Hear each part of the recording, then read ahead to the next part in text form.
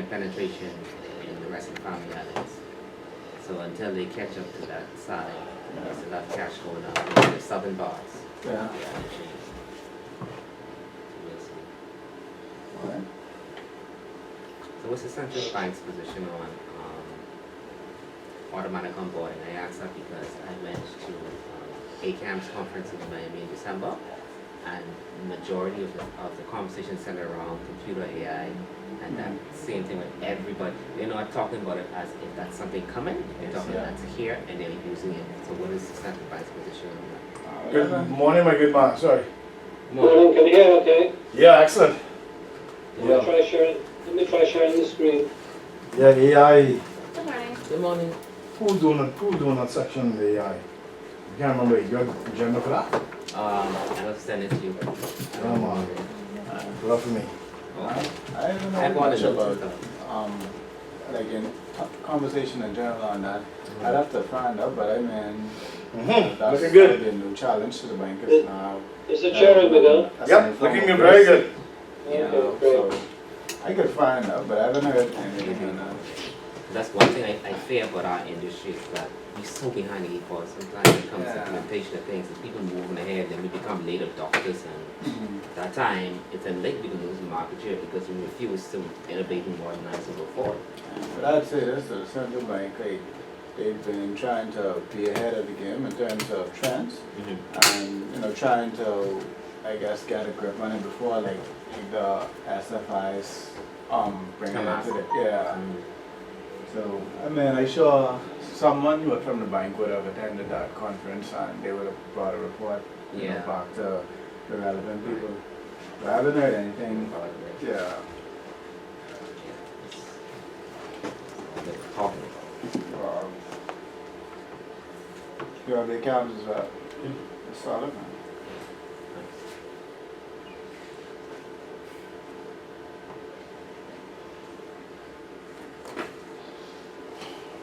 You have an intimate class today. Yeah, it's just. Listen, I had to struggle. This week was so rough for me. I had so much to do this week. My boss is on vacation this week. Yeah. You say you do like compliance on that? Yeah. Since he was on vacation, everybody in my house looking in my face. So you all, like, I guess, progressing, considering that situation with two. You know, the thing about it is, I don't know if you're familiar with Archer. You know, I only happened to come across it because I sit in on one of the meetings. So I'm not familiar with the bank itself, but I know about that case. Yeah. Well, Miss Archer, she used to be a former central banker. She was What's a her first name? Christine Archer. Yeah. She retired from you guys back in the days. Yeah. And let me tell you, when I say that woman is hella smart, hella intelligent, and she's acting as deputy CEO right now. She is doing her endeavor best. So she's probably take over, you think? I don't know. It depends on lots of things. Notwithstanding what you guys decide at the end of the day with this information, but I could do that well. yeah. But she's doing an excellent job. So she was in the port She base. holding that. Man, listen. She did a crack a lot. It's good, man. Yeah.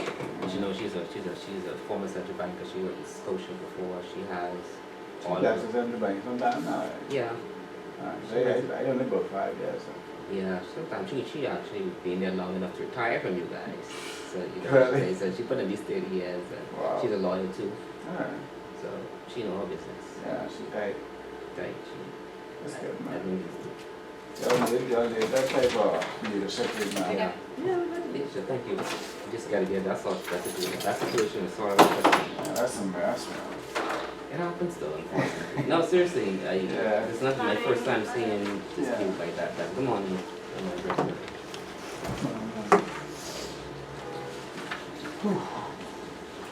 all you can do is just leave rest and sleep and all. Stay at the crossfire. I know, just do your job.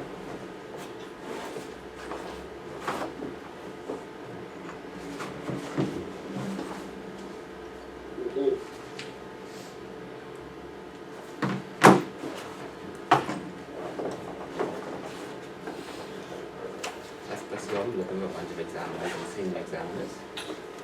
Yeah, because we had some leave. A lot leave and a lot leaving apparently. I think the core job of is succession planning. So like usually they don't start until people literally already left. Trying to find replacements. Right. And so whereas they knew a lot of them came there around the same time and they were going to leave around the same time. So it's basically like a mass exodus and they trying to like fish and get people in place so they don't be left hanging or whatever. But yeah, they looking for a lot of those positions to be filled. Sure, yeah, man. That's Coming from the absolutely- industry is the advantage too, because you know they look for.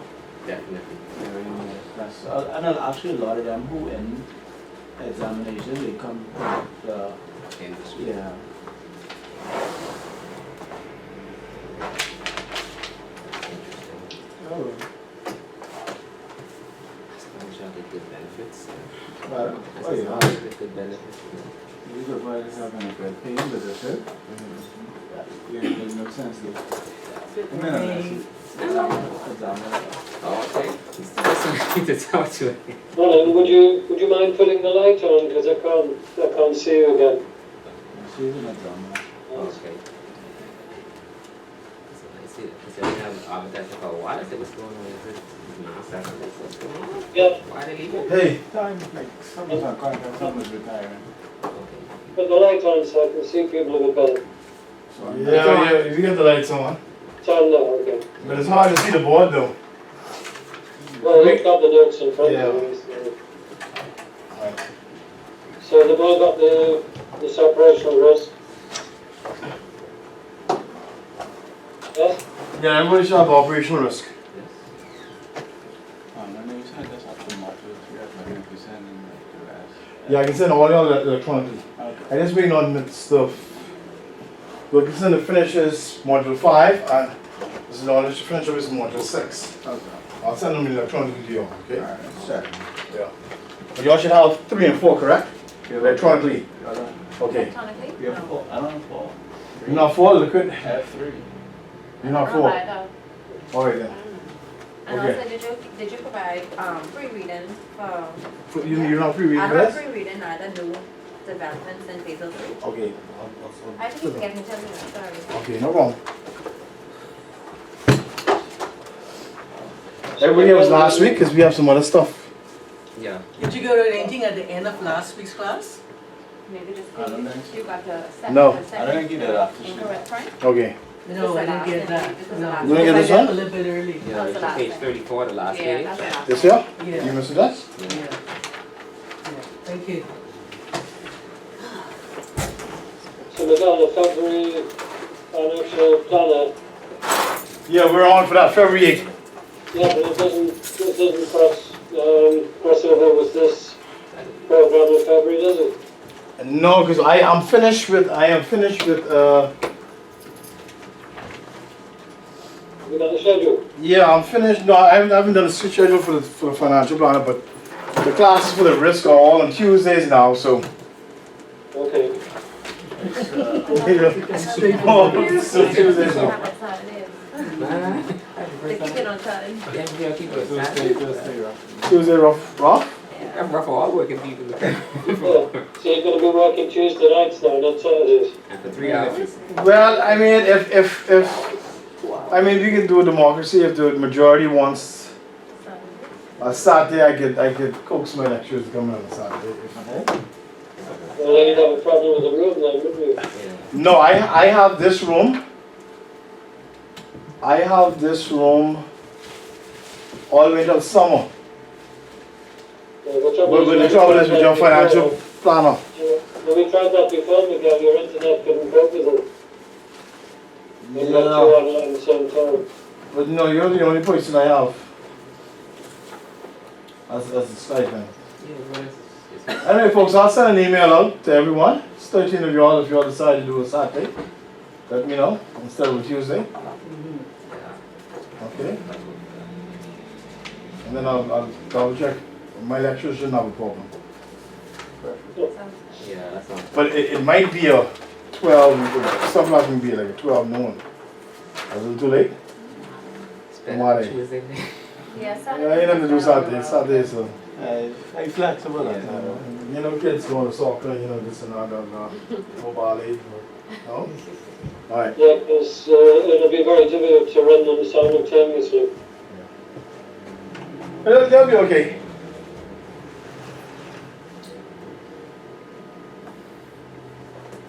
Okay, so when are you sending out the financial planner schedule? I'll do that today. I'll send it out today. Okay, everybody, so welcome to our third section of lesson. And, you know, this is the continuation of Module 2, which is the credit and operational risks. So we spent quite a lot of time, you know, looking at the credit risk management, which, as we discussed, is an area where, you know, lots of commercial financial institutions can make either good profits or big losses, you know, as you can see from the Basel Committee comments.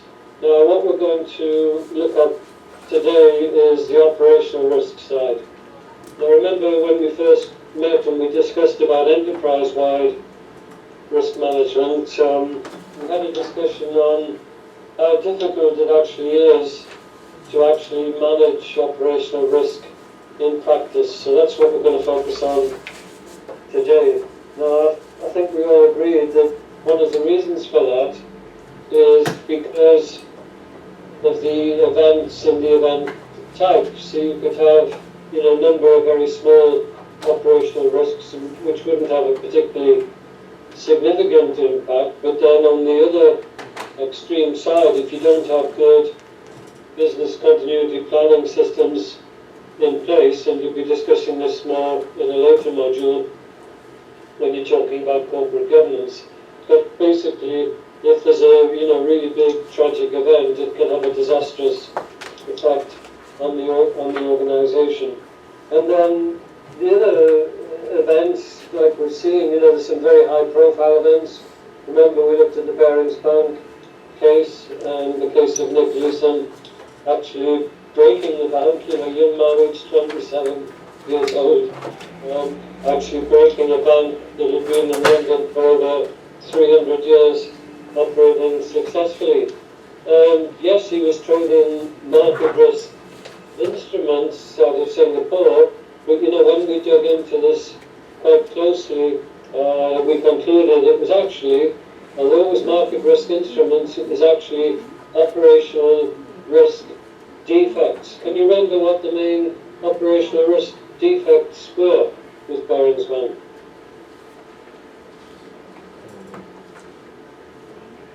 He had no control. There was no control over him. No one was monitoring what he did.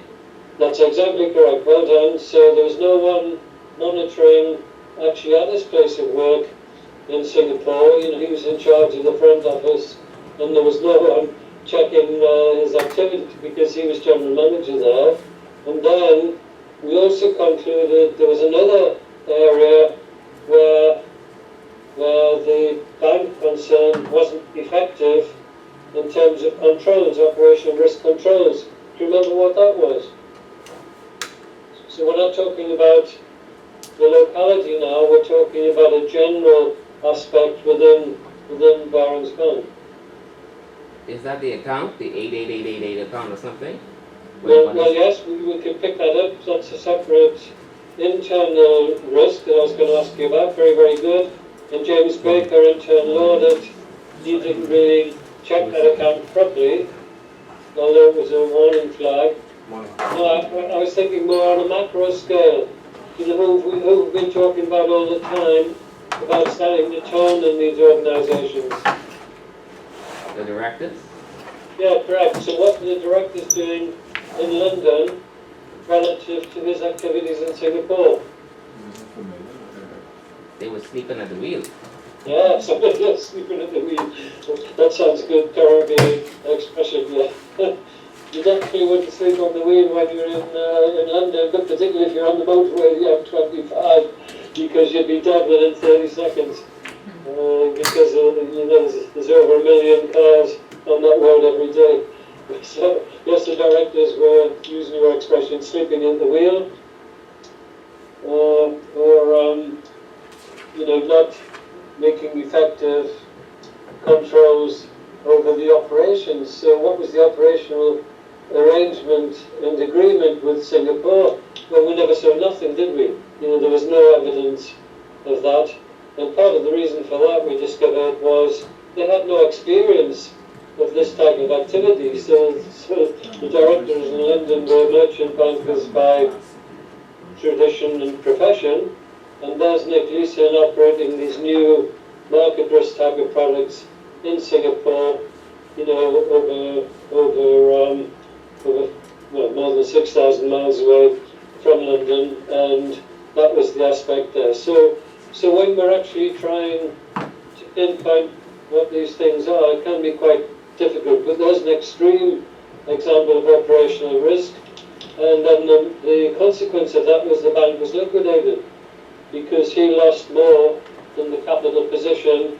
So the central bank, our central bank, the Bank of England,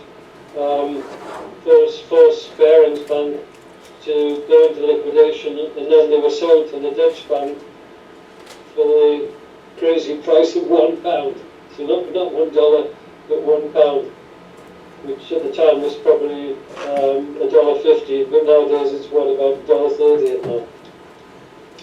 Okay, so let's focus on the operational risk. So let's see where does it fit in within that Basel summary chart, that we looked at quite some time ago.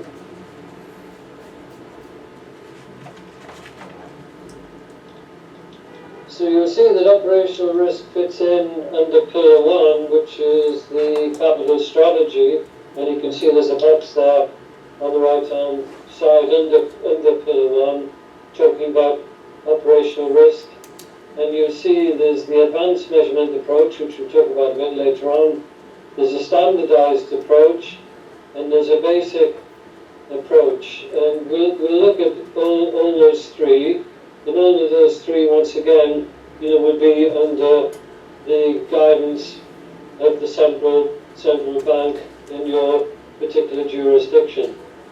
Then if we move to where we're going to start with a macro perspective of Pillar 2, because Pillar 2, as you can see, talks about regulation, and in terms of regulation, you can see the significant boxes there on compliance, creating a risk culture, risk management, risk event handling, and the risk event database. So all of those things there will come under the supervisory review. So that's what we're going to start with, putting down some basic guidelines from the Basel Committee. So we'll get this macro perspective to begin with, and then we'll get more specific in terms of how we can actually approach this under the central bank guidelines in your region. So you need to be aware of what's happening internationally. And then after that, we'll take a look at further two operational risk case studies. So let's make a start on this supervisory review process.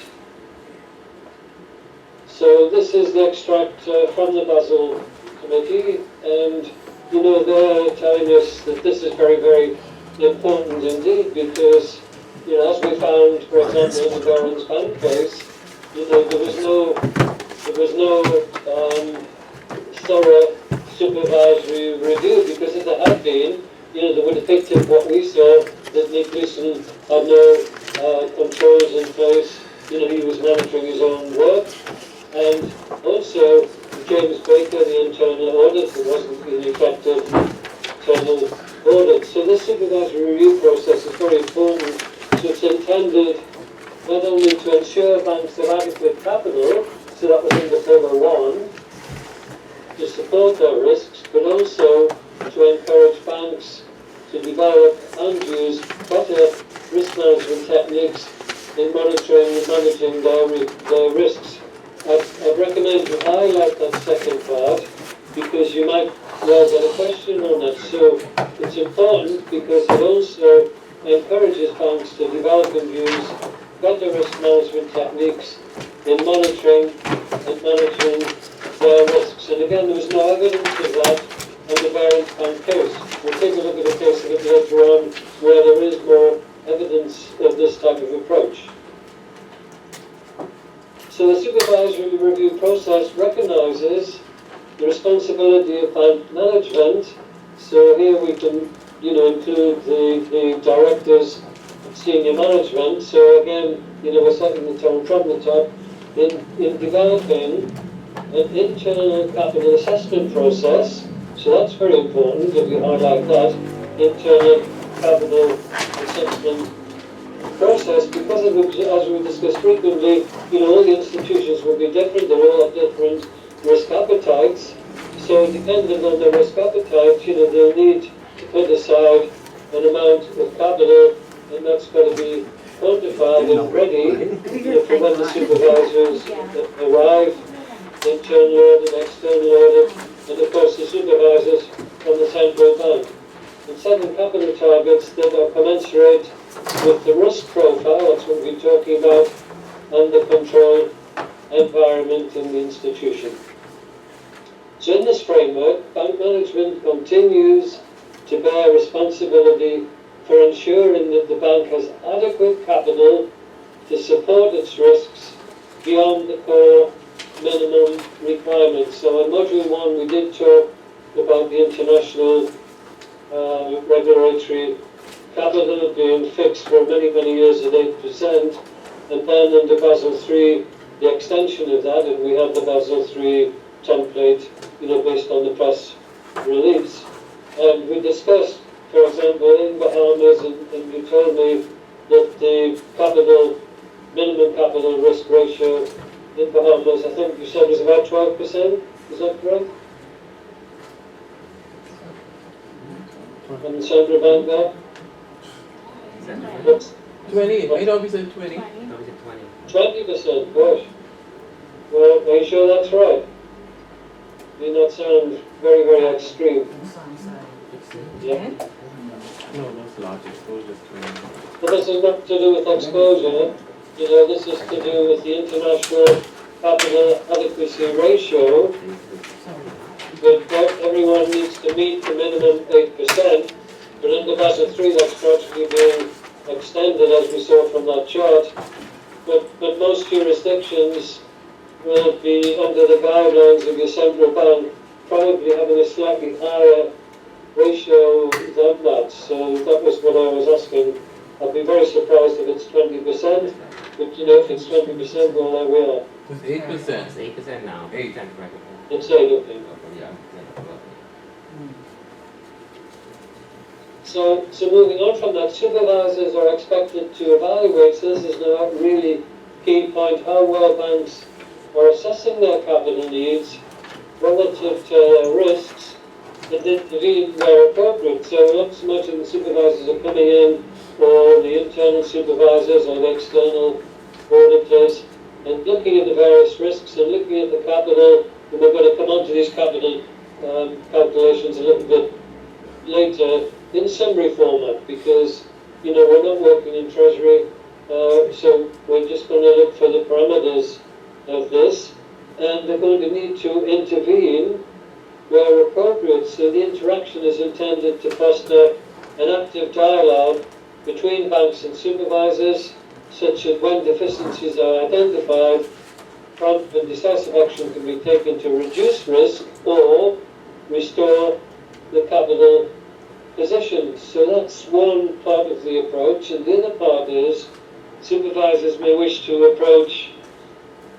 focus more intensely, so this is worth underlining, on those banks with risk profiles or operational experiences that warrant such attention. So some supervisory approaches will be more deep than others, depending on the risk profile.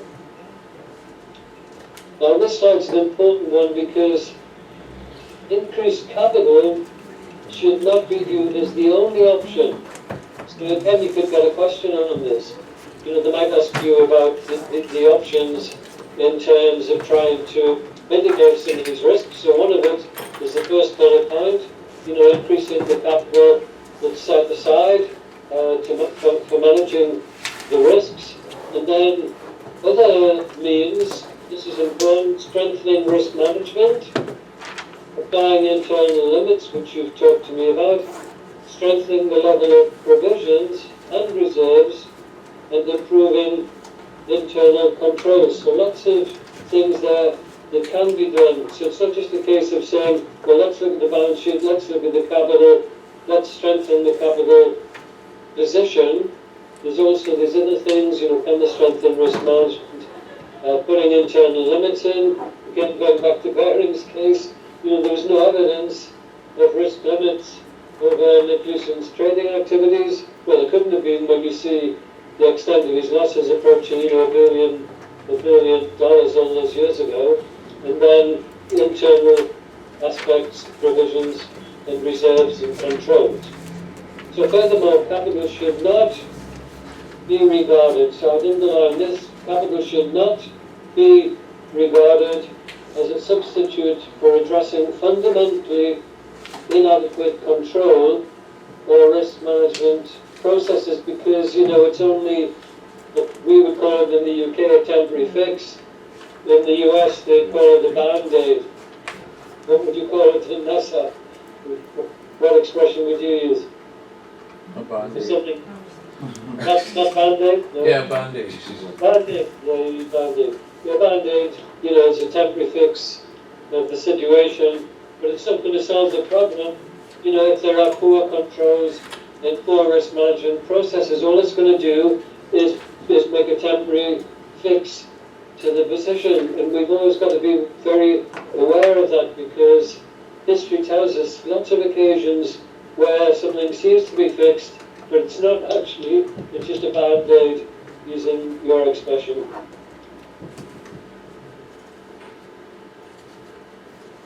So, particular focus, and we discussed this last week about concentrations within credit, business cycle effects. We talked about that, about stress testing, looking at downside scenarios, and then we're going to look at this shortly, where it talks about the frameworks for assessing the operational risk.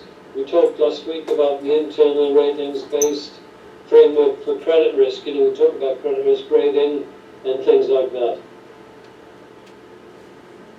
So here's some key principles that are laid down by the Basel Committee for the supervisors and for the directors and those people working in risk management, such as yourselves.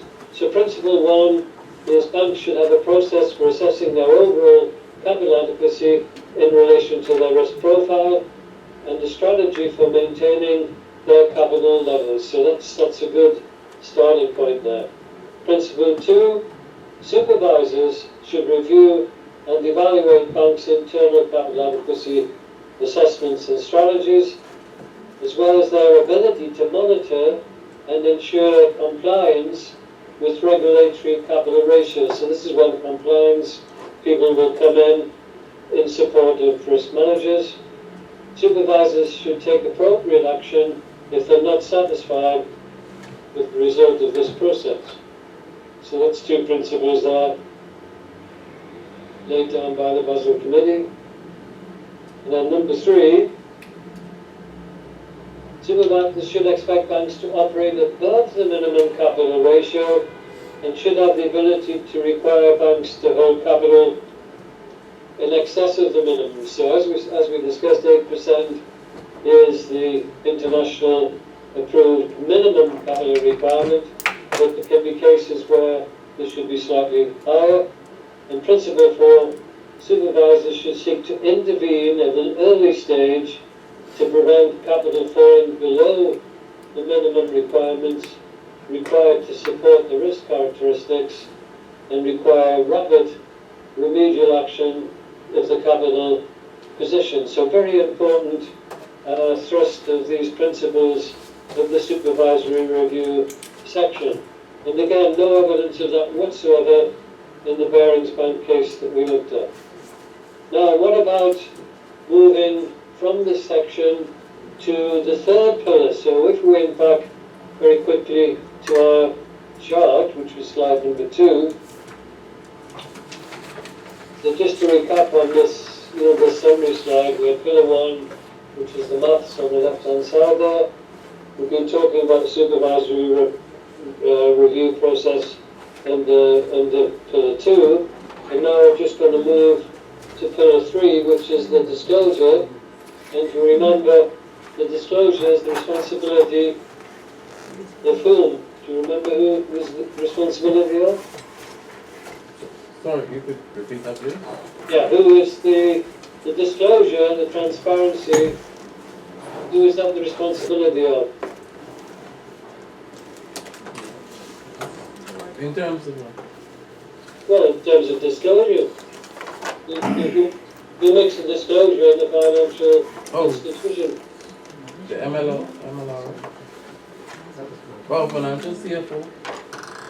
Within the financial statements, who makes the disclosure of the risk management practices?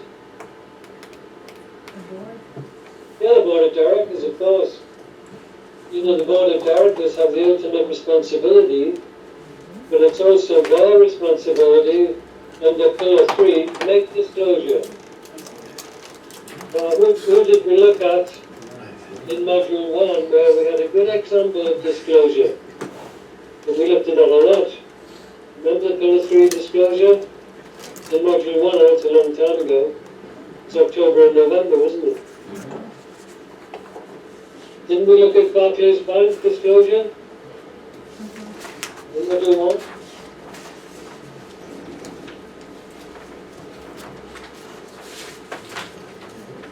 Good question for me on that, because this bit's very important.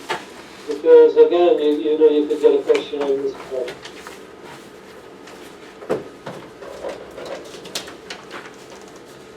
Found it, the Barclays Bank disclosure? So we didn't give you the whole document, but we gave you an extract highlighting some of the key aspects there. Anyone found it?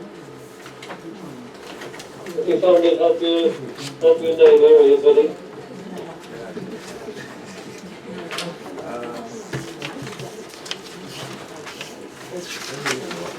I remember it was big.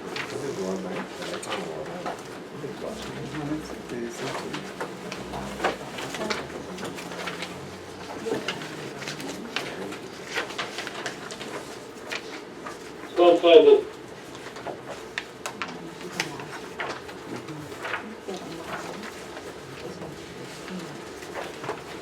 You can't find it, can you give Mick a shout? Because maybe he didn't print it out for you.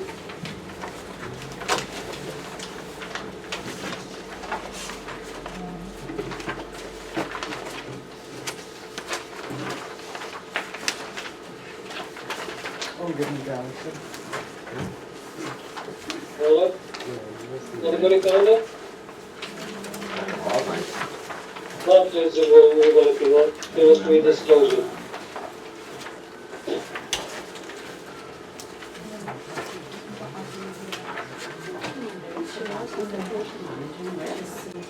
Yeah, risk management.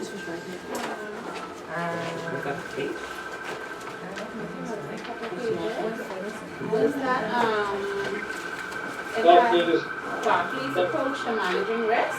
that's it, yeah, I mean, I hold it up, I don't know if you can see it from my camera. Yeah, You it see? was like about 4 or 5 pages. That's right, only a few pages. Yeah. But yeah, that's great.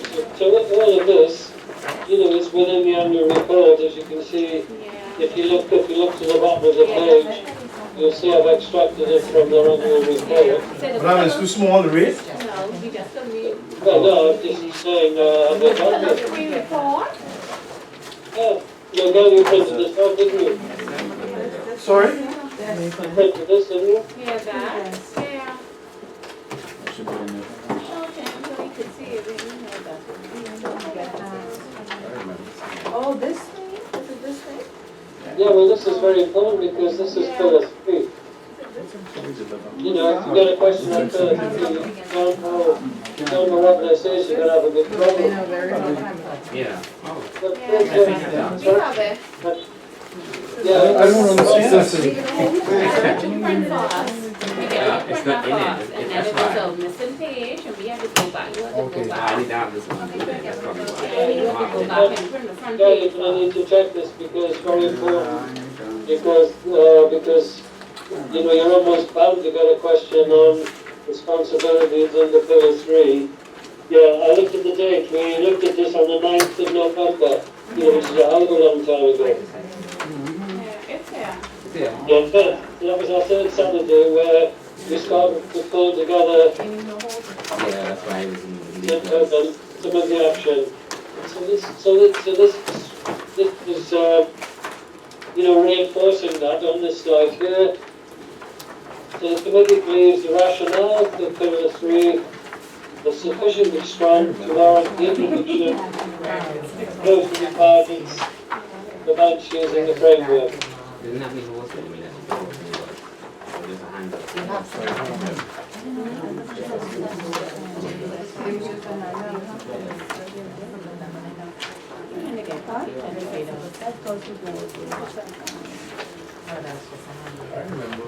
Oh, that's it, yeah. Everybody happy with that now? Everybody got it? Yeah. I think you say it's just a hand. There's his hand up. So you really need to, you know, start your own index, you know, for quick return points when you start to, you know, look at the mock exam and the final exam. You need to be able to find these things quickly. So the Basel Committee giving the guiding principles, they're telling us here, look, the purpose of Pillar 3 is the discipline to complement the minimum capital requirements of Pillar 1 and Pillar 2. So we're going to have Pillar 2, the capital aspects, Pillar 1 rather, Pillar 2, the supervisory aspects including compliance, and then Pillar 3, right at the doorstep of the directors, and this time, to use your expression, we hope they're not sleeping at the wheel, because, you know, they're going to get really caught out if they're not making the proper disclosure, particularly where there are a number of external shareholders, because the shareholders will be looking for this. They'll be looking to see how are the directors managing the various risks that the institution is taking. And the reason I gave you that Barclays example is it's a very, very good example of a very large international bank, you know, and how they're actually doing it. So I'm not saying it's perfect, but I'm saying it's a good international example for you. And we also mentioned HSBC, but we didn't have the opportunity to look at that. But if you wanted to do further studies, you could look at HSBC. Their website is very revealing once again on these Pillar 3 aspects. You could take a look at the, you know, the currently second largest bank of the world, or the largest depending how you rate banks in terms of their size. So the committee on this slide here gives a very important statement we need to be aware of. The committee aims to encourage market discipline by developing a set of disclosure requirements. Please on. You don't actually running out all the time. Are we short of something? No, we should have everything, hopefully. Summary. The summary we don't have? No. Yes, sir? Yeah, that Barclays summary is very important, Miguel. We did that in November.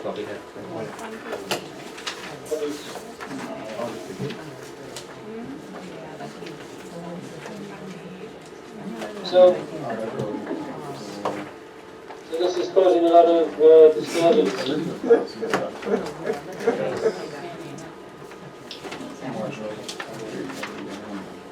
So the second bullet on the slide that's on the screen now, please highlight that or underline it, because this links us exactly into that document that we were looking at on Barclays Bank. Because the committee are encouraging the development of a set of disclosure requirements, and what you've got there is the actual disclosure requirements that Barclays Bank have come up with. Yeah? So your expectation should be the largest bank in Bahamas, okay, it won't have all the disclosure you've got in that Barclays document, but it should be moving, towards that as a target for disclosure by the directors. So who's the largest bank in Bahamas at the moment? Is it Bank of Bahamas or Commonwealth Bank or RBC. Bank of Canada? RBC. RBC. So are RBC staying in Nassau because you might have read the press that RBC are selling their operations in the Eastern Caribbean. And Scotiabank have actually sold and completed the transaction. Scotiabank has sold all their Eastern Caribbean operations. Miguel knows this to Republic Bank of Trinidad and Tobago, which based on that transaction is now the largest bank in the Caribbean. So if you wanted to look at a local bank for disclosure requirements, you could look at the Republic Bank in Tobago, which is now the largest indigenous bank in all of the Caribbean region.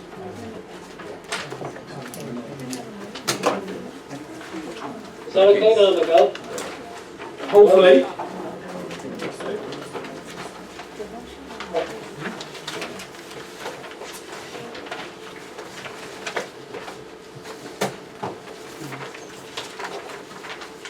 Can everybody remember we jumped through this? Yeah. Yeah? In November we went through that and I gave you that as an example.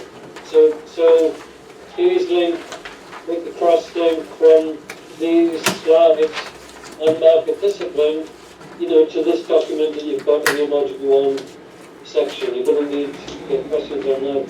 You're going to need both. You're going to need both actions. So it really believes such disclosures will be reliant on the methodologies within the institution. So in principle, so again, final comment on this slide, very important again, underline and highlight. In principle, bank disclosures should be consistent with how senior management and the board of directors assess and manage the risks of the bank or financial institution. So, so that's a very, very strong statement, which again, you could possibly get a question on.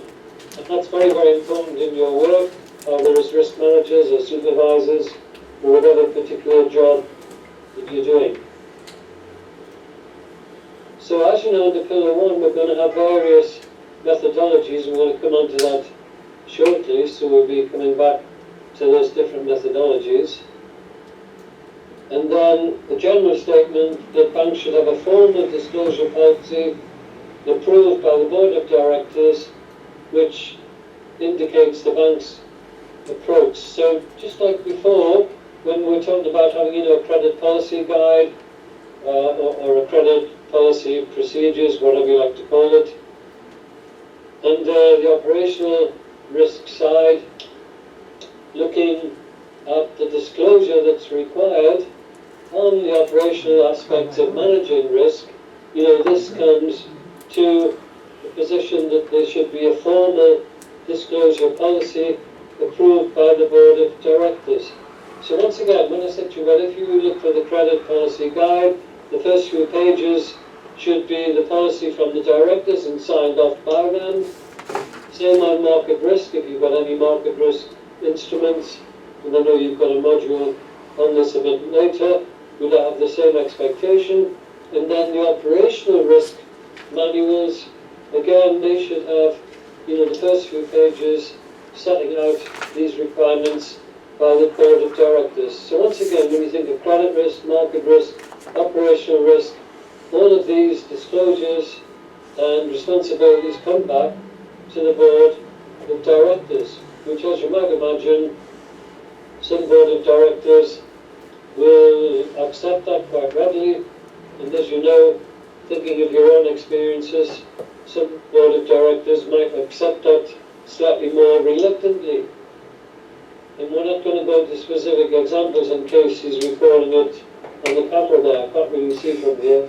I can see the camera on a tripod. So just to recap on this then, this is a slightly different diagram. So we talk about pillar 1, the capital requirements, pillar 2, the regular review process, and pillar 3, disclosure. And can you see just underneath that I've put implications on and requirements for systems, processes, and people. So this is why it's difficult. This is why it's difficult, because the implications will be there in managing this process. Now, in the pillar 1, you can see I put 2 boxes there, just to recap. Calculations based on credit risk, market risk, and operational risk. And there are many options on the approach to calculation. Now, we talked about the credit options. In your market risk module, you look at market risk options.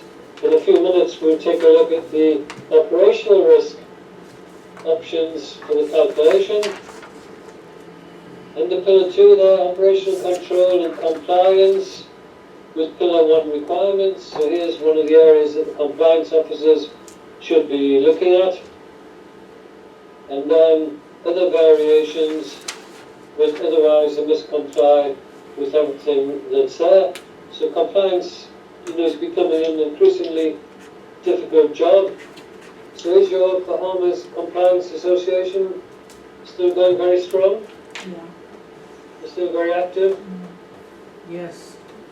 Yeah, well that's very good, because, in some regions in the Caribbean, they don't even have a compliance association, so that's very good to hear. And under disclosure there, capital adequacy and risk control will be disclosed.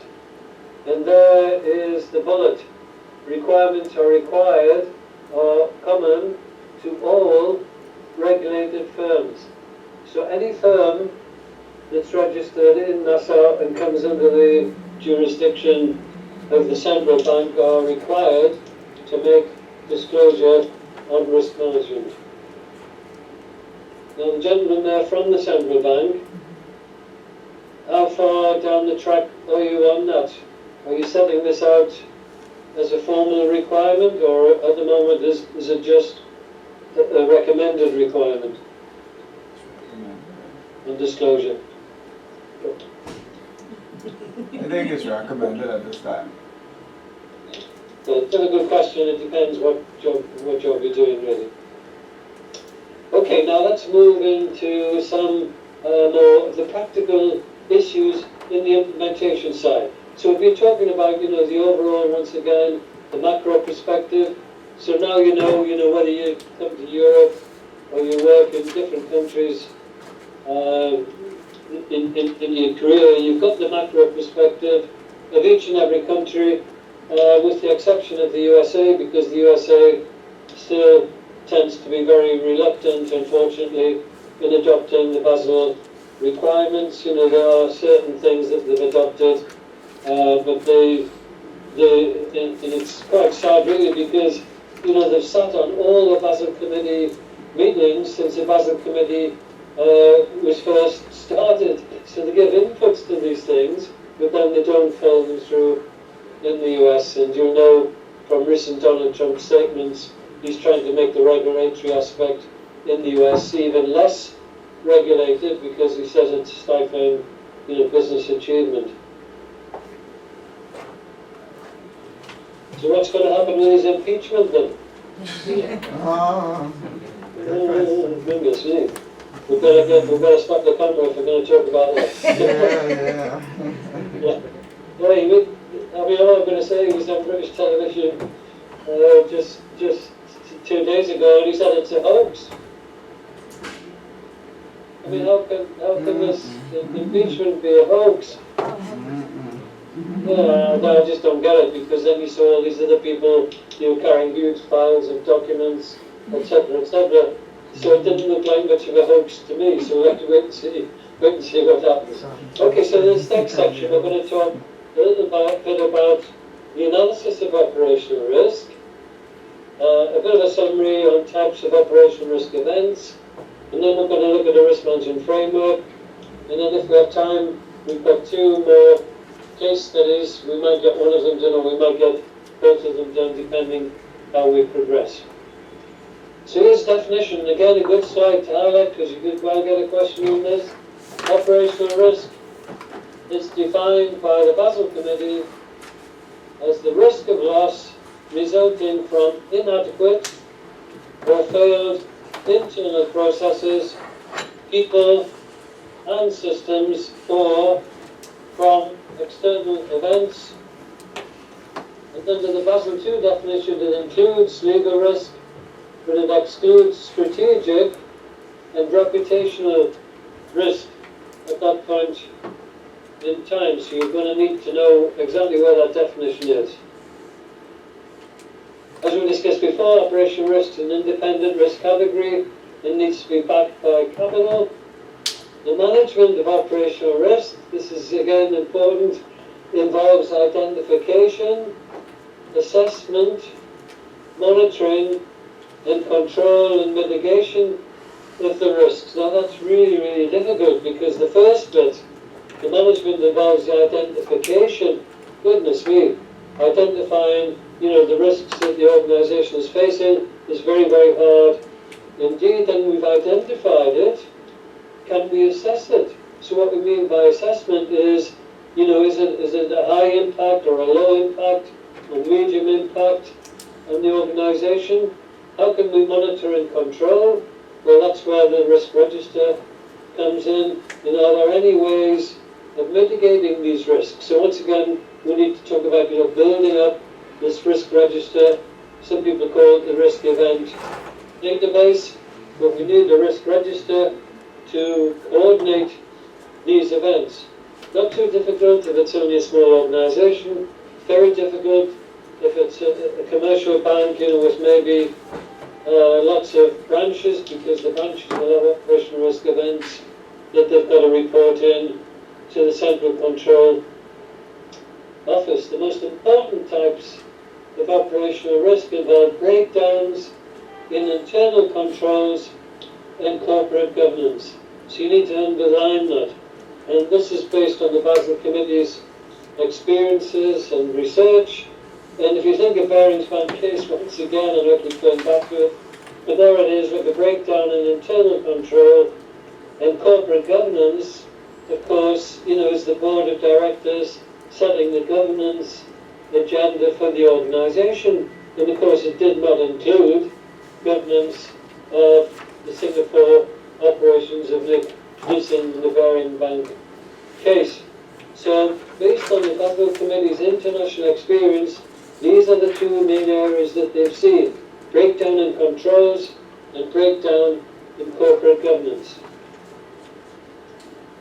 Now here's a few on the list here. We're not going to go through them all, but BCCI was illegal activities. Some of you will have heard of this bank. I believe it did have an office in Nassau long time ago. This bank, it was involved in all sorts of illegal activities, and management and staff were actually encouraged not to introduce good risk management practices. And if you want to read all about it sometime, you can look at BCCI. I'm not too sure if Miguel included some press clippings on that, but the BCCI, you can research it on the website. Barings Bank, we talked about a lot. Daiwa, we've not looked at. Morgan Grenfell was unauthorized investments. Long-term capital management, goodness me, that's one worth researching sometime. If you want to see one of the biggest risk management issues that ever hit the US, this was long-term capital management.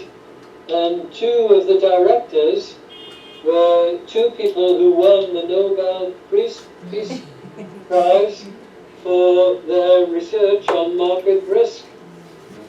And these were Black and Scholes. Some of you might have heard of them. Black and Scholes, very famous writers in terms of market risk. If you haven't, just put a note against that for when you do the market risk module to see if you can talk about this, because this was errors in their business model. Although these people, as I say, won the Nobel Prize for the research and publication of this. Equitable Life, it was annuities. Cantor Fitzgerald, unfortunately, You know, they were in the Twin Towers in New York, subject to that terrible terrorist attack. Allied Irish Bank, that's a bit closer to the UK, this was in Ireland, so they had their own rogue trader, not quite to the extent of Nick Leeson, but another Merrill Lynch biased analyst recommendations. And there's a whole load more, as you know. So what sort of causes have we got? Well, here we go, processes, through execution error, product complexity, etc., etc., etc., external events, people, and systems. So this is a good checklist for you there, looking at the causes.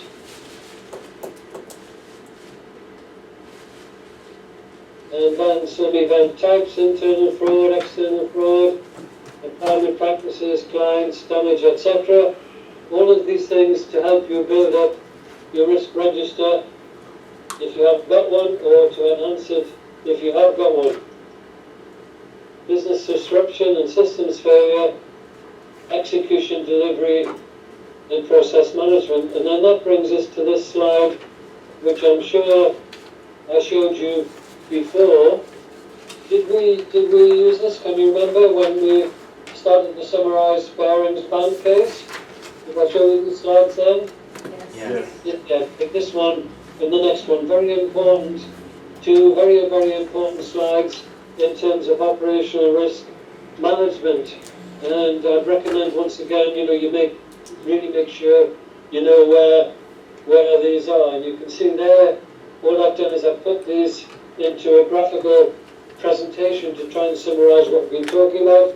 There's the causes on the left there. There's the loss event. And there's the consequences on the right. And then the second slide, which I introduced to you, looking slightly similar, except it's got this extra column on the left there, which I call contributory factors. And again, we discussed this on the Barings Bank, and there we are, like inadequate segregation of duties, insufficient training, lack of management, inadequate auditing, etc., etc. So two very, very important slides, again, to cross-check against your risk register. Okay, so I've been talking non-stop for 1 hour, so I'm just going to take a very short 5-minute break while you have a quick leg stretch or whatever, and then we'll continue in 5 minutes. So just mute the mic for 5 minutes.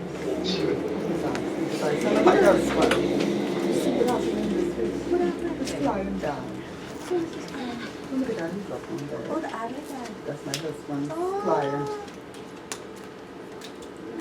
Oh, he was stressed out about that. He's trying to stress you out.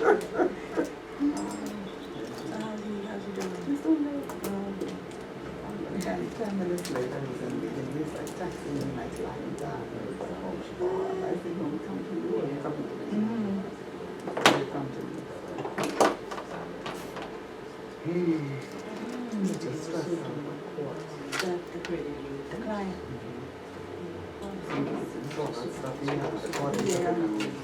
But that's really bad having these puppies innocent. Well, from my perspective, that's how they're trained. They're innocent until proven guilty. And then they parade them on TV. So then there's the, you know, they get... Implications, when they start saying all of that. Yes.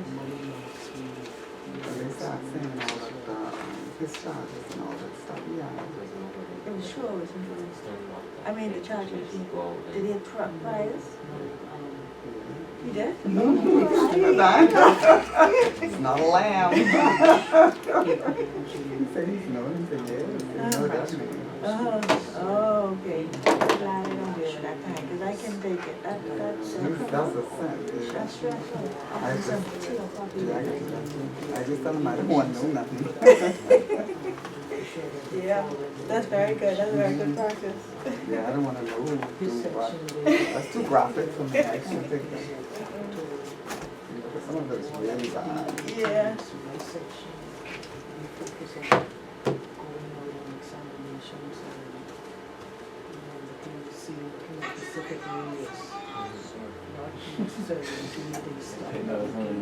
Just goes.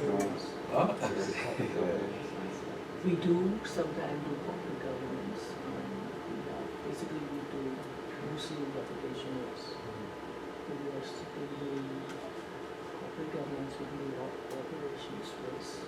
We can do credit risk, or we can do fiduciary risk as well, a lot of trust companies. We can do fiduciary risk.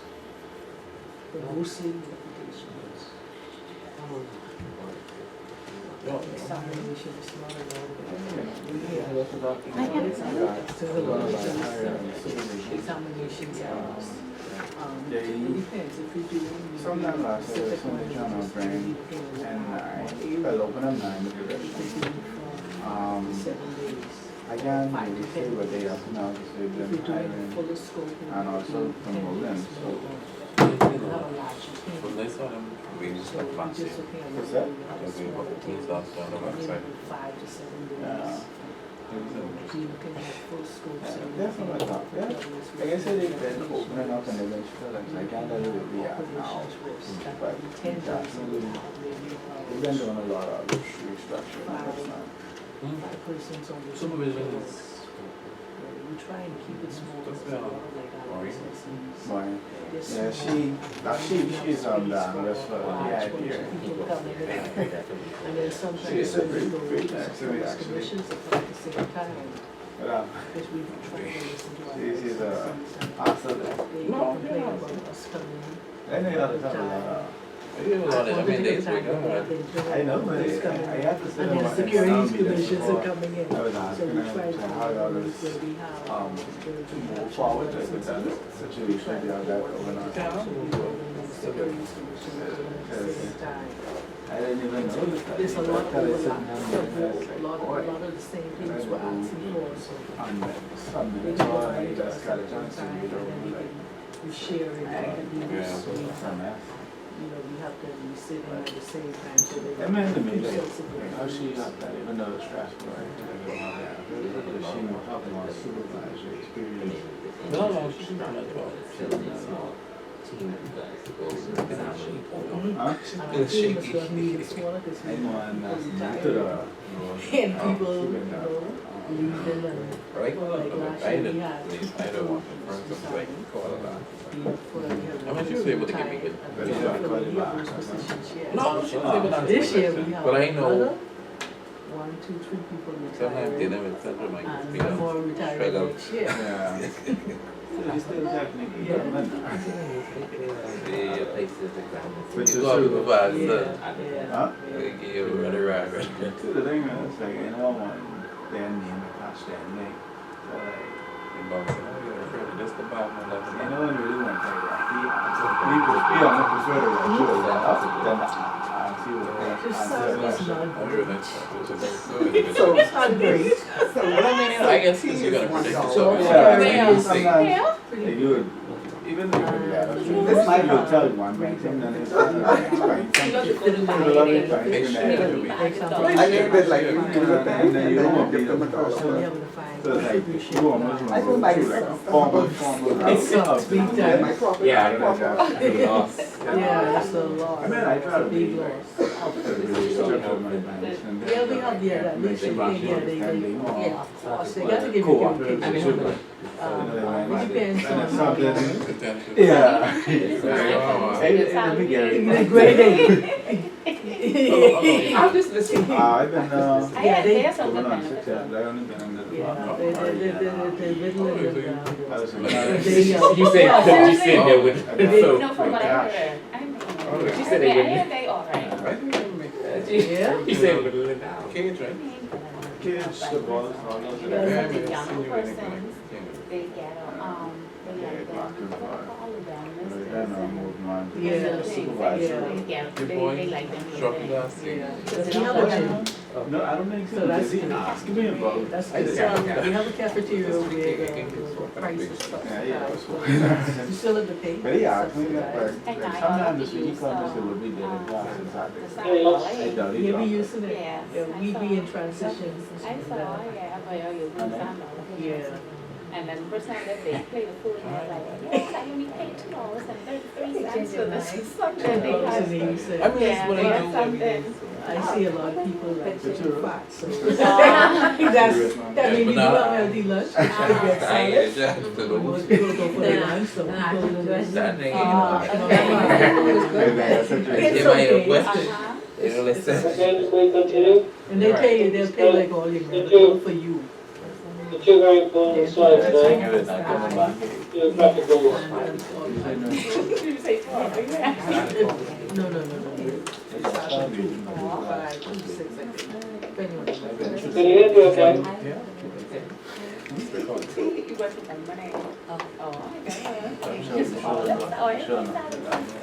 I know that, I wouldn't have been here.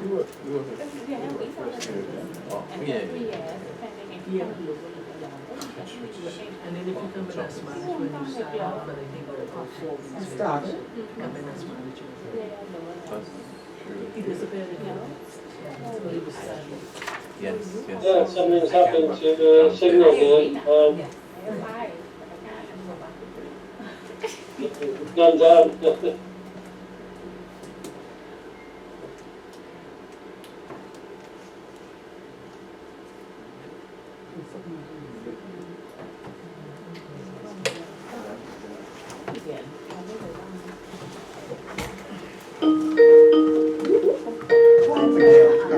Oh, actually, connect.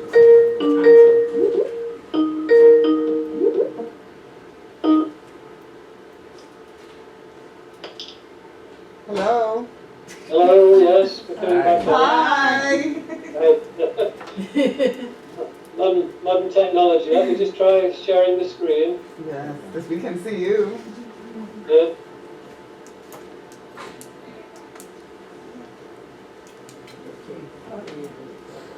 So is the screen sharing? Can you see the diagram? Yes.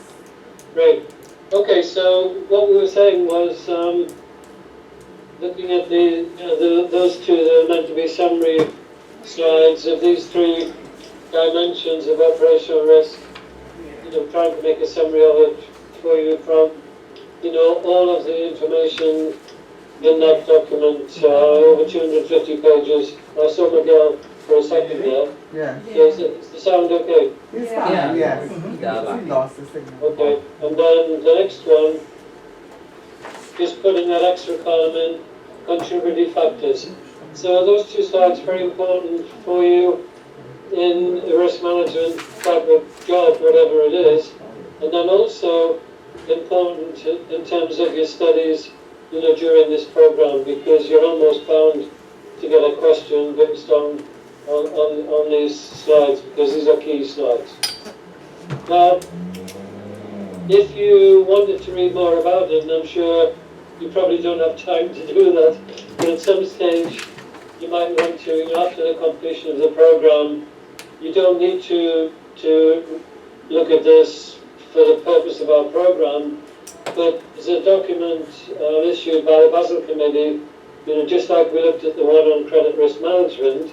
There's a document issued by the Basel Committee which is called Sound Practices for Management and Supervision of Operational Risk. And again, just like that credit document, which came out in the year 2000, this one came out 2003. So again, it's an old document, but it does have some good reading in there, if you want to take your studies a little bit further. And the committee principles in that document. So this is just a big summary of it, quick summary of it. Principle 1, it's board responsibility, again, look. 2, now this is important, subject to effective, comprehensive, and independent internal audit.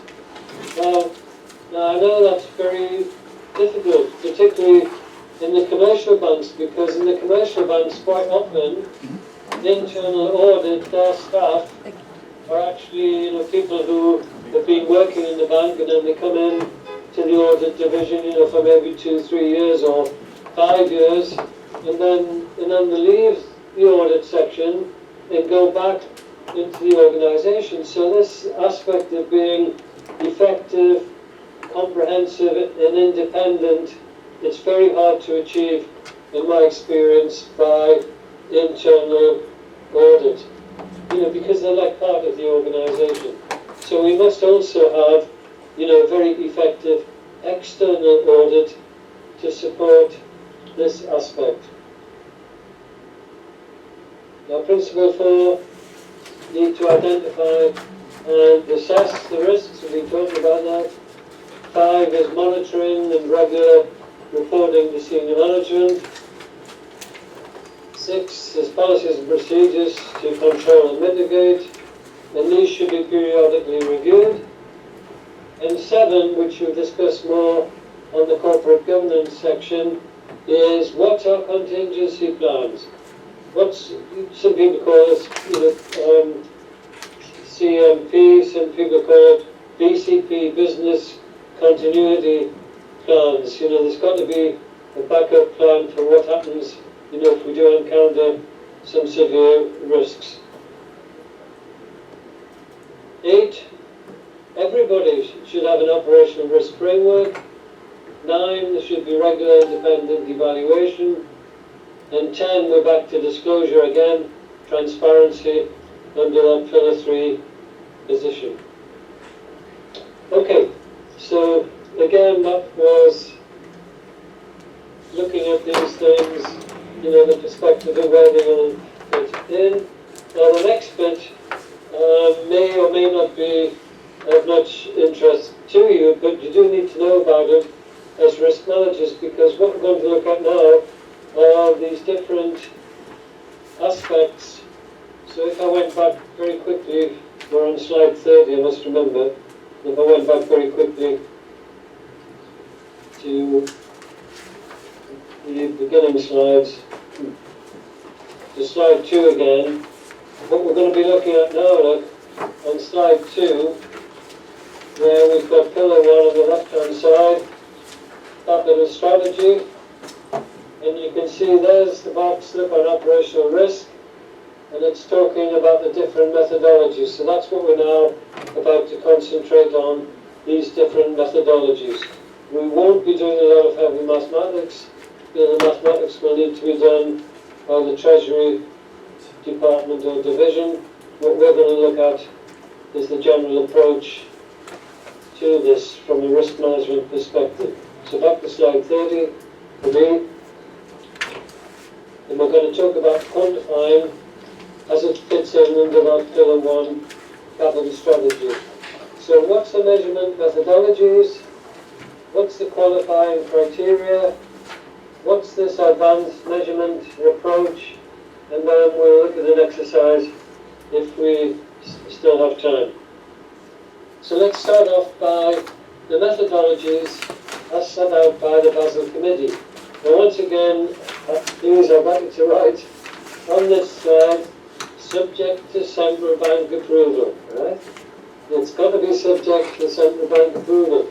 You can't just go off doing all of these things without getting the agreement of your supervisory bank. So the basic choices are, there's a basic indicator approach, and then there's an alternative to this standardized approach, and then there's the advanced measurement approach.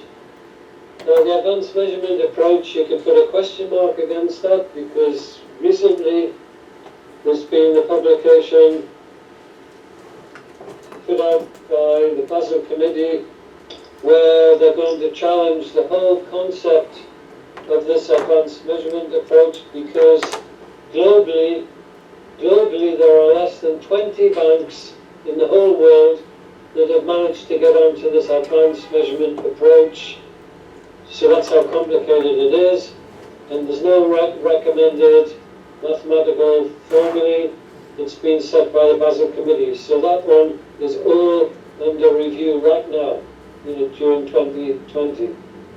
So the two main ones, as far as you're concerned, would be the basic indicator approach and the alternative to that. So each of these is increasingly sophisticated and risk sensitive, so the choice will be up to management, but has to be approved by the supervisor. So there we have the comment for you there. Now the basic indicator approach, it's a quite straightforward mathematical calculation, and this is set by the Basel Committee, but again has to be agreed by your central bank, and the indicator is based on annual gross income. Now, the gross income in lots of financial institutions will be interest income, the net interest income, plus non-interest income. So it's those two together to give the annual gross income. So it's not the top line. You know, it's not right at the top line. It's this combination of these two figures which you'll find in the annual report and accounts. It's the net interest income plus the net non-interest income. So, the stipulation is that banks must hold capital equal to the average over the previous 3 years of a fixed percentage of positive annual gross income. So imagine we're looking at the annual report and accounts, we're pulling out these figures for the net interest income plus the net non-interest income, and then alpha, this is known as alpha, and it's a set figure, 15%, which is set by the Basel Committee. So that will be the calculation. Now, the issues concerning this calculation are that it might not be appropriate for internationally active banks. It's not risk sensitive because gross income is an indicator of the size of the organization and not the risk. So can everybody see that? If it's a 15%, no matter how big the organization is, it's not a measurement of risk, it's actually a straightforward calculation based on that gross net income position. And if it's used in isolation, it's likely to produce a higher capital charge. So this is the only incentive for better risk management. So what we're saying is it's not particularly risk sensitive, as we'll see in a moment when we move to the next methodology, which is much more risk sensitive. So you can write against that, it's not very risk sensitive.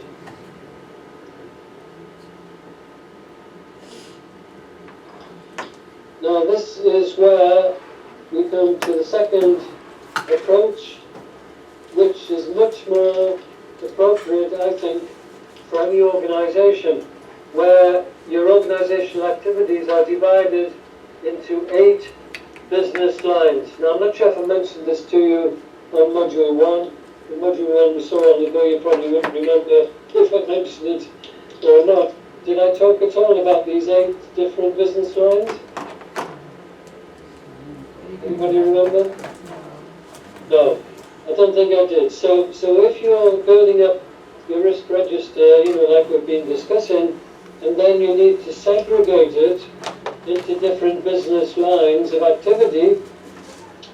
Now don't spend a lot of time discussing this and giving yourself quite a headache over it all, because the Basel Committee actually recommend 8 business lines, and we're going to come on to what they are in a moment. And again, it's in the Basel documentation, and then this time the gross income within each business line is the indicator, and this time instead of having a blanket 15%, the multiplier, which is known this time as beta, will be different in the different sectors, as you will see, based on the Basel Committee's experience of risk. Now that all sounds a hell of a mouthful, but when we look at the next slide, I hope it will become clearer. So these are the beta values set by the Basel Committee, so again you might get a question on this. And these are the 8 business lines, again, set by the Basel Committee. So, in Nassau at the moment, does anybody know how the operational risk capital calculations are being done? Are they being done with a very basic indicator, or are they being done by something coming out from the central bank, or are they being done on these business lines? Anybody know? Anyone any experience of this? Silence is golden, as they say. So obviously we've not got this far yet. But here are the sectors: the corporate finance, trading and sales, retail banking, commercial banking, payments and settlements, agency services, asset management, and retail brokerage. Now there'll be lots of institutions in Nassau that are not doing all of these 8. There'll be lots of institutions that might be only doing 2 or 3, but nevertheless this is the guideline and this is your starting point. And then look, there's the mathematics. So this time we take 3 years annual accounts again, but this time, for example, if we were looking, for example, maybe at Commonwealth Bank, with a strong retail banking presence, we would be using that 12% risk indicator instead of that 15%, which was in the opening approach. So you can see there'd be a slightly better mathematical approach by moving into these business line sectors. Then they'll be doing some commercial banking, which is rated higher at 15%. Asset management for the firms doing that in Nassau lower at 12%. So these are the indicators, and these again would need to be approved by the central bank. So it's identical, except for these 2 lines. There is another alternative to this, and this alternative again has been just dropped over this last year. So can you put a line through this slide? It's no longer appropriate. This ASA, so what we've got is the one we've been looking at, this one. But the next one, this alternative, which includes slight sophistication, that's been withdrawn. So put a line through that slide and mark it withdrawn. And the next one is the same thing, so that's withdrawn. Now this brings us to the dreaded advanced measurement approach. Sorry, Mr. Jackie, you could repeat what you said, please? 2 slides withdrawn. 2 slides which talk about alternative standardized. So put a line to the... Yeah, ASA at the top there. Can you see the first one? Yeah. Yes. So what we had was this alternative to the 15%, yeah? So the 15% is still there. Then we have this alternative to the 15%, which is where we split into the 8 business lines. So that slide's fine. But it's the next one, which talks about an alternative. That's withdrawn. And the next slide is the same, talks about the alternative. So that's withdrawn. So 2 slides withdrawn there. And this has just happened, so I'm sorry, that's why we haven't taken them out. Now that brings us to this advanced measurement approach. And you need to write at the top of that slide what I just said to you.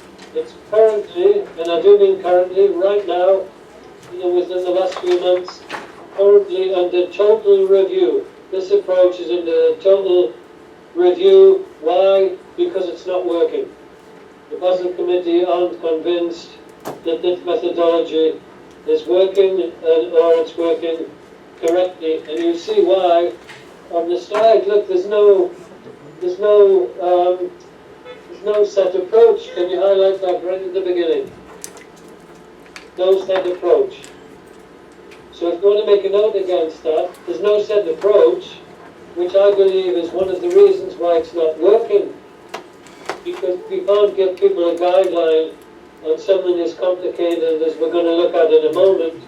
How on earth is it going to work out? Because you can see, when we look at this graphically, I'm flipping right forward. Here it is, yeah. So this is slide 46, if you could move forward.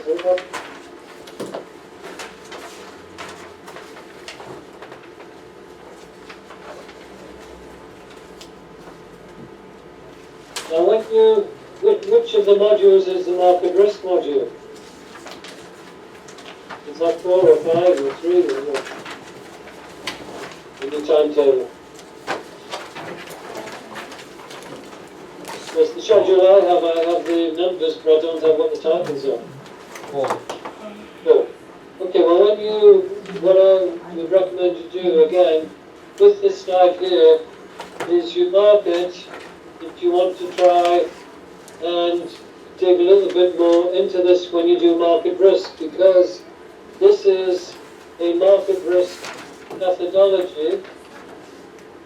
And if you want to make a note at the top of the slide, it's called value at risk. Some of you may have heard of VAR, value at risk. So value at risk is a graphical methodology based on some very complicated mathematics that tries to predict the risk on different financial instruments. Now, this will be covered in your market risk module. But what we're saying here is this was the idea of the Basel Committee, that you could actually model operational risk using this VAR, value at risk methodology based on data. And can you see what their idea was for the advanced management approach on operational risk was it could be modeled to show us what we'd expect to lose on operational risks. You see that first section there, where they're saying manage the expected losses.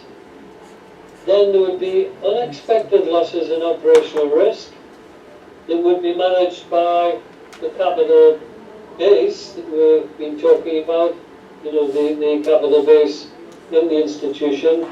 And then the last bit would be risk avoidance, because this is where we have the catastrophic losses. And their expectation was that a model could be built up with this advanced measurement approach.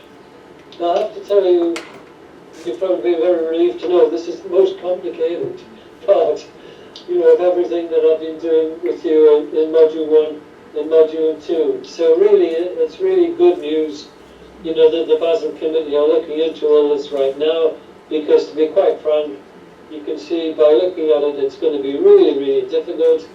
I mean, how can you model to that extent operational risks, given our earliest discussions in Module 2, where I asked you the question, do you think operational risk is easy to manage or difficult? And I think we all agreed from that time ago that it's going to be difficult, and I asked you why. So has your opinions changed? Is operational risk difficult to manage? Yes. Yes. And I ask you again, why? Why is it difficult? Yeah, you don't know all the unknowns. Yeah, because of all the unknowns, exactly. So here you have it exactly, very well put. So this time we're not asleep at the wheel, but this time we can't even control the wheel of our direction on this, because just look at it. How on earth are we going to model mathematically our expected operational risk losses? So, I'm being very cynical about this, but I need to be, because under review right now. So you can write against that, under review right now. So if you get a question on it, good luck. That's all I can say. It might be one of the questions you just want to pass by and keep going with all the others, and then come back to it right at the very end and turn up this slide and see if you can make any sense of the question that they're asking you. Now, where are we heading? To here? So, the issues concerning it is it will require significant investment to try and develop this type of mathematical complex model. It will be a coordinated project. We need a lot of data, and it will test the supervisor. And I wouldn't just put will test the supervisor, I would also put will test the regulator, and also will test the institution that was coming up with this mathematical model. So there's still no agreed EMA approach, and this is under, as I say, examination at the moment. So that's the review, again, of what we've been talking about. So when you're looking at that slide again, you can see this advanced measurement. You can put a question mark on that slide about the advanced measurement approach. So at the moment we've got the two, we've got that basic indicator which was the 15%, and then we've got those variations of mathematics based on 8 different business lines. So in conclusion of this section, some suggestions. We must know, the local regulatory requirements from the central bank. All 3 pillars we need to consider within the Basel framework. The costs of what we're doing relative to the benefits in terms of risk management will be key. So this means, as we discussed before, something not too complicated. If the organization doesn't have a lot of complex risks, can we consider simple solutions first? Operational risk is more than compliance, it's actually a business requirement, and culture will be a key area in the organization. So if you can, start now if you haven't already started. So that leads us to the end of that operational risk presentation. Now then, what we're going to have a look at is 2 case studies. I hope you can have a bit more luck finding these than we had in looking at that handout for Barclays. I think you remember in module 1, I think we had printed out a whole load of case studies for you, which started with Antigua Bank by fraud charge, Stanford. Yeah. Have you found those? Yeah. Right, and we talked about the Swiss governor, Philip Hildebrand, who got involved in this situation regarding his wife's currency trade. Remember we discussed that? Yeah. Good. Now the next one, I'm hoping you remember that we didn't discuss this. This is an insider trading case. Did we do this or not? No. Good. So what I want you to do is take a look at this case. This is David Einhorn. It's only like a couple of pages. So read through that case. That will take you maybe 5 minutes or so. And then have a chat to the person next to you over the risk management issues we can identify in this case, and then you can write on the paper, what lessons can we learn from this? What risk management lessons can we learn? So I'll mute my microphone for about 10 minutes or so, and then we'll have a chat about this case. So if you could find it, have the person next to you find it. Module 1 at the very.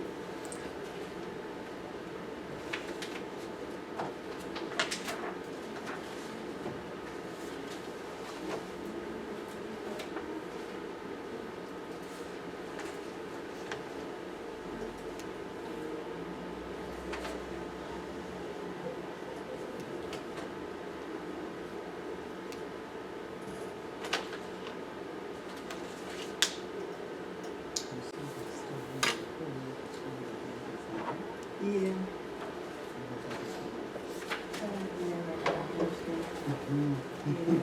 you're trying to grab more policy.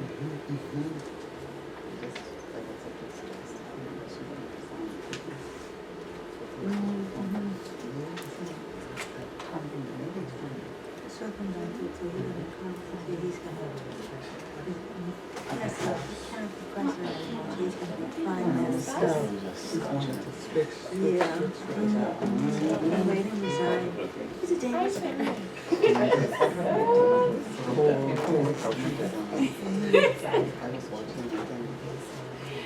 One America this morning. I was just flipping through there now.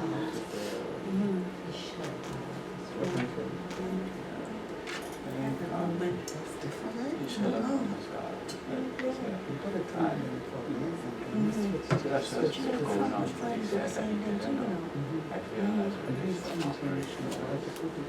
If indeed, accomplished purposes in place to mitigate, check the balance to see if it was, that's how much of manipulative versus public knowledge.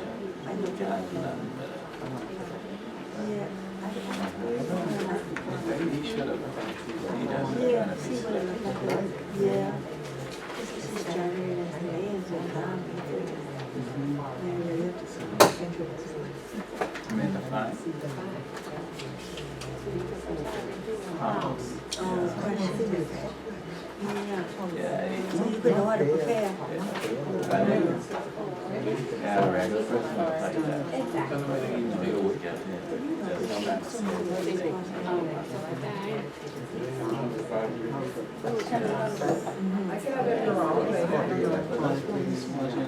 Yeah. That's the thing. Yeah. I know something we skipped on the card.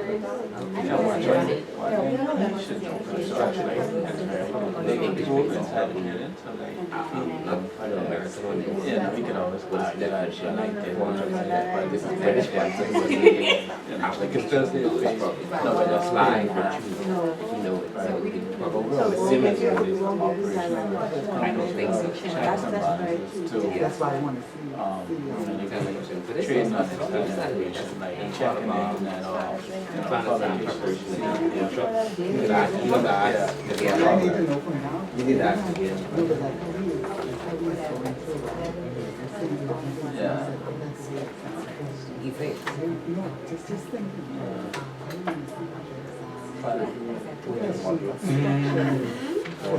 Then I could start I could say, that's Someone should check information before they But I anticipate it to be like that, because most English ones are, you have to know it and then apply it by actually the first synergy. because I did one, all American, but I did one international trust fund. Yeah. Just at least 2 modules and then 4 more. Just try to get them in To there. help. Yeah, they're not about. I think of how he's taught, because that's, he's in the, And I guess I'll come in the corporate governor. wait, that's how it was. No? That's why I say, you don't need to see, you need to see. No, no, That's sorry, a yeah. good one. No, but you don't need to see like, Follow him. say that, you know, but to say that without questions of exactly. But if you see one or two questions, and you see how they're formed, and then you see how they form, then you know how to study. I'm only at the English for international trust management, because I just went why was I on staff, but I wanted that to do much. And then if you're gonna make So the thing is, you might not well do it. Just one or two questions, Yeah. nothing to help you. This is how they think, this is, and I think that's a good, Yeah. and that's very good because everybody else passes there. I know that English. I want to go fast. And I even when it's just for my own knowledge, not even for work related. This is now trust, this movie? Okay, movie. And then I'm doing something this week with the ISO and something. Only $3 and something. I have a course this week on that. I just want to help. I'm going to do exams. I have to know. I need to say like no to questions. Multiple choice examination. If it's a math exam,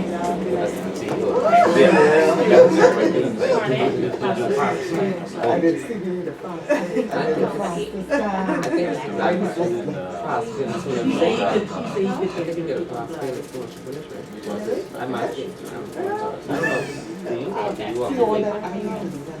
It's an American exam. You can pass it. Americans that pass it. Last question. That's what the thing is with the series 7. Yeah. That's CA. I know the CA is perfect. They only allow 20% to class. So if you make some other people are smart, you bump down and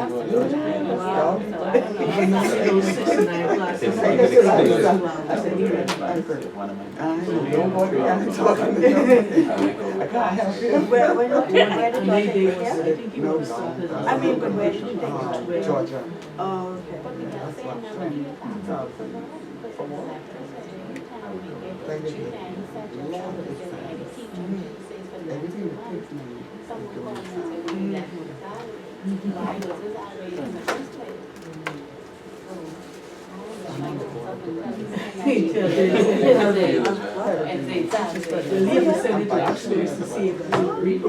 I just want to get open my account. I have to have interest rates in it.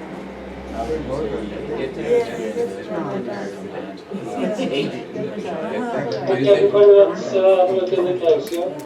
So this case is quite complicated, and also you need to make a note on this because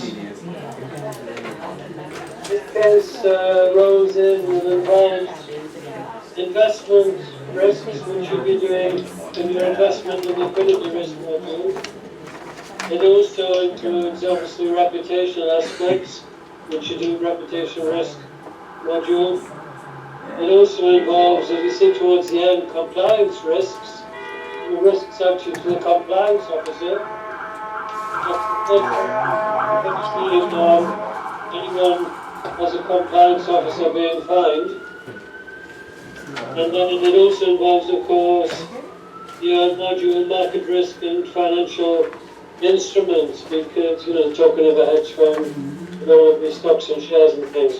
So it's not that easy for us to discuss it at the moment, but we put it in here to provoke the aspect of the risk, which you can explore during the other modules as well. And I did say to you that insider trading is probably one of the hardest risks to prove.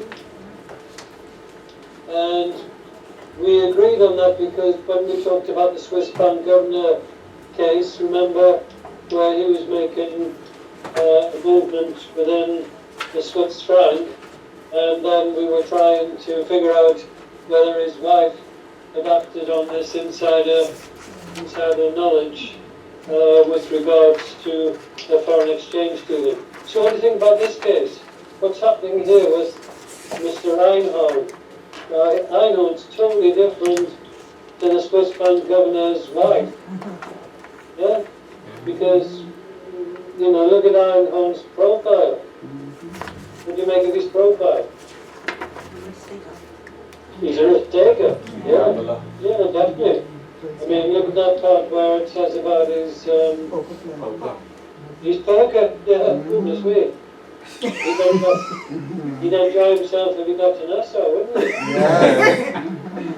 I haven't met anybody who's made $700,000 from the game. If he went to the Atlantis, it would be very interesting to see what would happen. But he is a risk taker, and he's a risk creator in some situations. Right. Yeah, so what's some evidence of that? I hope the gentleman agrees with me there. The Lehman Brothers, he's speaking about it before and shorten it. Yeah, It caused the crash. it causes a crash, yeah. So, and then what did he do with the green lights 13% holding in punch? He reduced it, sold it. Look at the shares he sold, 11.7 million shares. So he's a high risk profile sort of person, isn't he? So do you think it was right that he was fine? Yeah. That's a McKinsey schedule. It's hard for us to judge, but the Financial Services Authority, particularly, nobody's looked one paragraph, second paragraph there, FSA calculated green lights, so that's the organisation, provided a loss of 5.9 million. Goodness me. More than loss. So Tracy Zimmerman, acting director of enforcement and financial crime, she's at the Financial Services Authority. She said this was not a reasonable belief because, in her opinion, Einhorn is an experienced professional with a high profile in the industry, she said. We expect someone in this position to be able to identify inside information when he receives it and to act appropriately. So her belief was his failure to do so was a serious breach of the expected standards of market conduct. So I'd highlight that, and then you could pick that up in your other module on the financial instruments. Einhorn's well known on Wall Street as a financier, commentator, and poker player. He shot to fame in 2008 when he used two prominent Wall Street conferences to question the financial health of Lehman Brothers, who you remember went broke. So his career, he publicly questioned health or practices of a company while shorting the shares. It's a practice one in both praise and criticism. Get the highlights again after trying to buy a stake in New York Mets, the struggling baseball team, which I'm sure you all live in Nassau there, the baseball. The deal eventually collapsed. There's a skilled poker player, we've seen that. Now the next big look is quite unusual. 2 more individuals have been fined. Yeah, the city regulator fined Alexander Ten Holte, Greenlight's compliance officer, 130,000. Now he's actually working for the firm, which this guy owns, yeah? The compliance officer's been fined 130,000, failing to identify or ask questions about Greenlight's trading in punch talent. And the other one was JP Morgan trader Casper Avenue, £65,000. Now I don't know that much about why the trader was fined, but what strikes me as very unusual is the fining of the compliance officer. Anyone ever heard of this before? I mean, this would give the Bahamas Association of Compliance Officers a bit of a shock. To know you could actually get fined for not spotting something that was going on, which is very difficult. So looking at towards the end of the case study,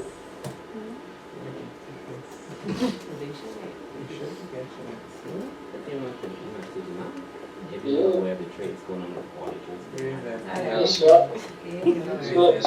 looking at this second last paragraph there, the regulator said Mr. Agnew also became aware that Greenlight may have been trading on insider information but failed to act.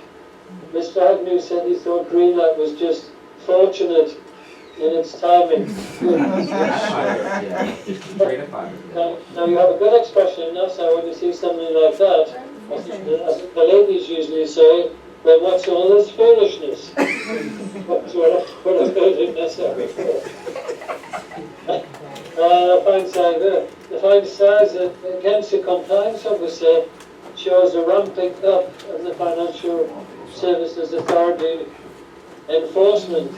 Tracy Newman, Acting Director of Enforcement of Financial Crime, said, tackling market abuse and insider trading is not just an issue for the regulator.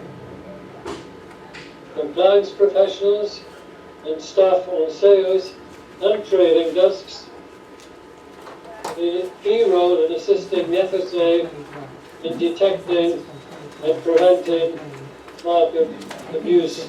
So that's a quite salutary note to end today's session on. The thought that, you know, compliance officers and traders, you know what I mean, we don't have so many traders, but we do have a lot of compliance officers. They've got to be careful because if they're shown to have been neglectful and not spotting this type of insider trading, they're going to have a problem here. Okay, well that's it from me for today. I'm going to go just handing up some more information for you. Again, I'll guarantee by the end of the 6 modules, you know, you're going to have a folder about this thick. So it's really important that you kind of try and backtrack where you can. You know, and try and get yourself some type of personal index, you know, maybe 1 or 2 pages. Doesn't have to be typed, it can be just handwritten at the front of each module. So that we're going to tell you that when the exam takes place, you know, although it's open book, it's a hell of a job. Isn't it, Miguel? Yes, it is.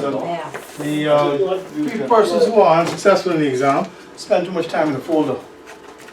You know what I mean? Yeah, that's, and then you run out of time because those 2 hours. It went very quick. And how many questions? 70 questions. Here's homework. So they applied motions, they know me was American. No, you know what I'm saying? Yeah. So you gotta know that Look around and what you know. And as Miguel says, it's open book, so you can look at your folders. Yeah, but don't fall into the trap, as Miguel just said. That's why you've got to get your folder well organized. You really need some type of short summary that you prepare yourself on what's in each module. So, you know, when you're looking for something, you're not flipping through hundreds of pages of paper and you know exactly what to head for in the modules. So that's what I'd like to say to you. And good luck, and thanks, Miguel. Thank you. Worked out fine. We just had one issue finding that handout, but that's fine. Awesome. Thank you.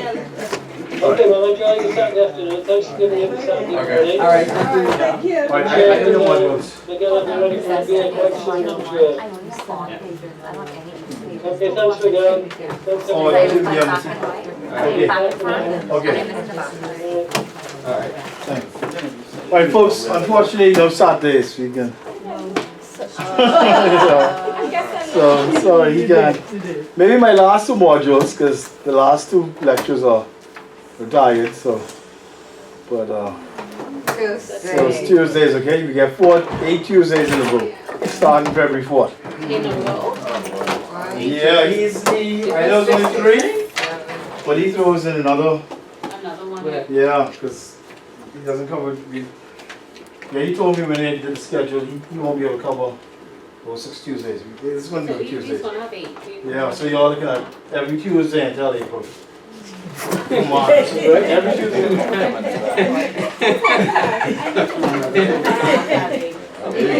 Come over, stop looking at Oh, yeah. So be listening.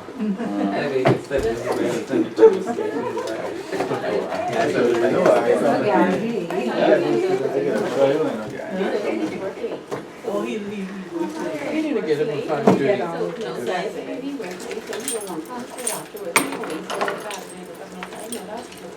But he was done 5:30. You can't even go home.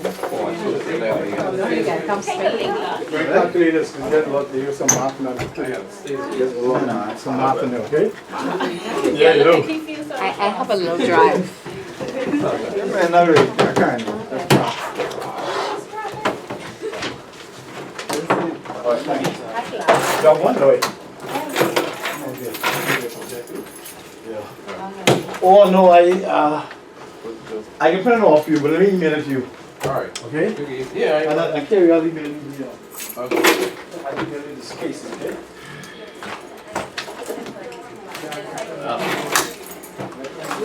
Well, again, I'm glad to get that started. No, I'm not gonna get my salary, but I have a friend in my salary that always Tuesday. He's like, that work is very draining as it is. I need to come and get for So, I 4 mean, you was Tuesday. going And to he could take the 3 days. Oh, I They did. said- the longest They said we day. could be in here the full 3 hours for Jermaine. Well, trust me, I'm going to be walking out. You know, I live in 9 o'clock in the night. But I could see they have, my thing is with the parking. Like, though you have to walk through them the night. Like, to me, if you all have parking, like, Right if you here. could have come right under here or whatever, that'd be more, you know, convenient. These guys are shut my They said I had a feeling. Yeah, but you know, Because annual out of 4 o'clock, They 8 said o'clock. he's I had a couple co-workers who did it for them the last time. He said he's the hardest lecturer. Say with this, and say he goes straight through and detail to all. listen, I only try and pass it, so. That's it. Say we going through the whole 3 hours. So I'm not surprised. And how they did that Tuesday, they did it on Tuesday the week too. So, yeah. Well, Yeah, everybody face dropping.